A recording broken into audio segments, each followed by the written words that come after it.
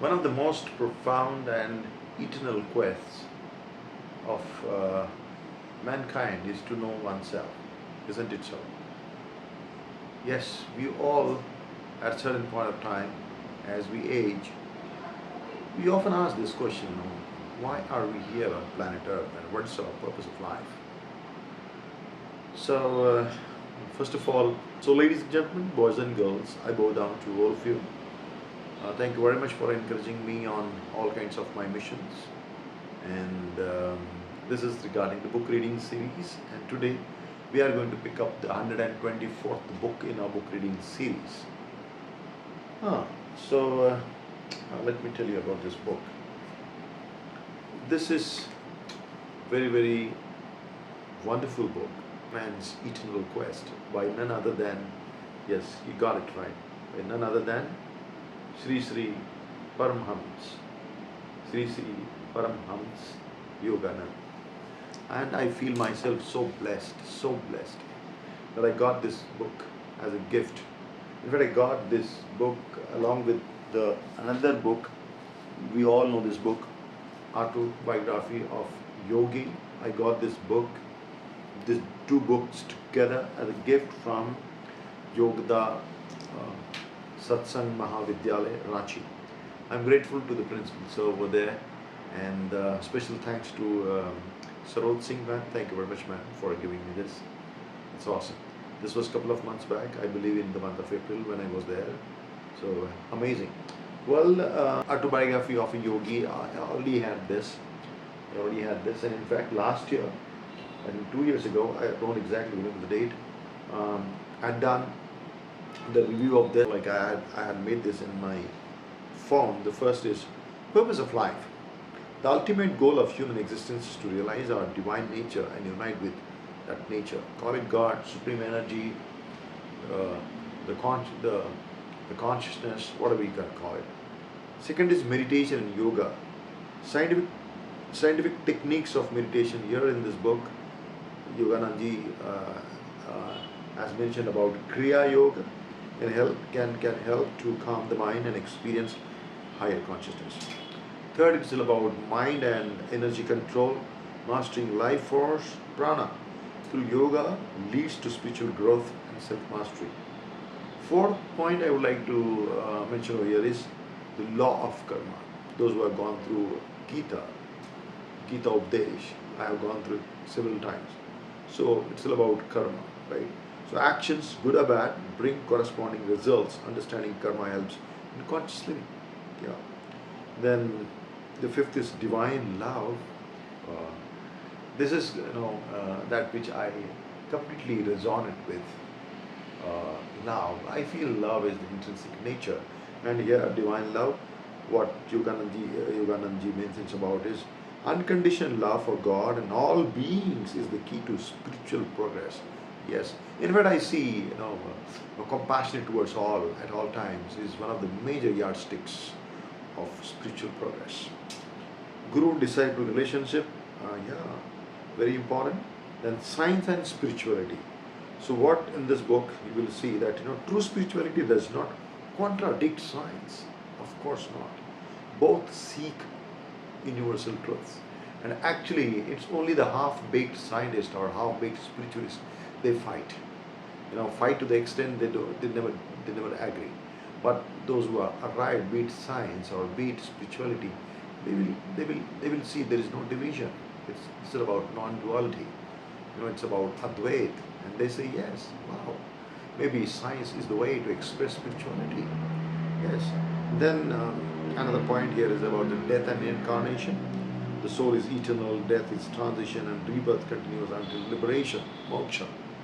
Then practical spirituality, balancing material duties with inner spiritual practice leads to harmony. Then the universal teaching. This teaching is very, very important. This harmonizes teachings of Hinduism, Christianity, and other paths. He has mentioned in one of his chapters about Jesus Christ as well. Very, very interesting. If I may read out the contents, these were the points of this book. So, man's eternal quest. Collected talks and essays on realizing God in daily life. This is volume 1. So dedicated to Yogoda Satsang Society of India, and the college I've been there at Ranchi, Yogoda Satsang Mahavidyalaya. So it is part of it. So the contents and the chapters are how seekers first found God, the universality of yoga, the infinite nature of God, answered prayers, yes, making religion scientific, understanding the unreality of matter, like what even Heisenberg talked about, the dual nature of matter. Man's greatest, here is also one of the chapters, I'll mention it as it comes. So the next is man's greatest adventure, self-analysis, key to the mastery of life. So without self-analysis, as we know, we are like robots, right? So healing by God's unlimited power, this tapping the energy. I believe in, I'm also a Reiki master. So this is more than 2 decades now.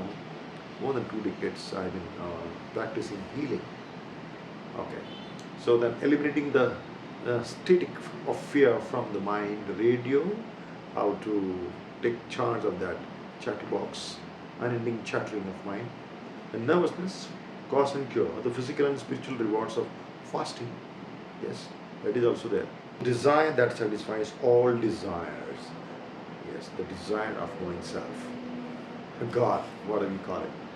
Intuition develops one's true personality. Man can be whatever he wants to be. So this is for Gen Z, this is for everyone, who like to enhance, accentuate their personality. Because I keep saying that personality should be in sync with the profession, isn't it so? And very well aligned with the purpose of your life, the higher purpose of life. This will help you because it's about transcending all those so-called superficial personality development workshops or the scriptures. This is very profound. Be a smile millionaire. Now this is very, very interesting. Beyond peace is bless, smile with the love of God. And this is one of the traits of a spiritual seeker, or the person who has glimpsed the truth. He keeps on, smiling, His nature is to laugh out loud. He's always with that kind of, blissful state. That doesn't mean that, he is never unhappy or he doesn't face unfavorable situations in life. He does, but then he chooses very soon to be happy, to smile. So controlling your New Year's destiny, how to outwit temptation, curing mental alcoholics, overcoming malignant moods, and a lot there. Okay, there is one chapter, yes, I was talking about Jesus Christ. So it's about Christ and Krishna, avatars of the one truth, and Jesus, the Christ of East and West. So he's mentioned about that also, the 10 Commandments, eternal rules of happiness, and how to read character. This is really, really interesting. Every paragraph, every chapter is an epic. It's an epic to the extent that it can be your jumping board towards eternity, towards the eternal quest. And then my own understanding is, unless you know your true self, your true purpose of life, everything is at periphery, and you're bound to get deluded, disillusioned, and hence depressed. So you need to break that dichotomy, the doubts, and understand the divine powers, so that you become truly unbeatable, and you can keep rising like a phoenix, resurrecting yourself, recharging yourself. Recall one of my understandings, in my own words, राह वही जिसमें अपनी रूह से भी रिहा हो जाए राही. By ruh here I mean by the so-called man-made or our own understanding, some kind of identity, which could be a spiritual identity, but even getting over that and dissolving yourself into eternity, that infiniteness and eternity and infinity is true liberation or moksha. It's like a drop merging into an ocean, a wave merging into an ocean, infinite ocean, which I call it. Thank you very much. Bye-bye.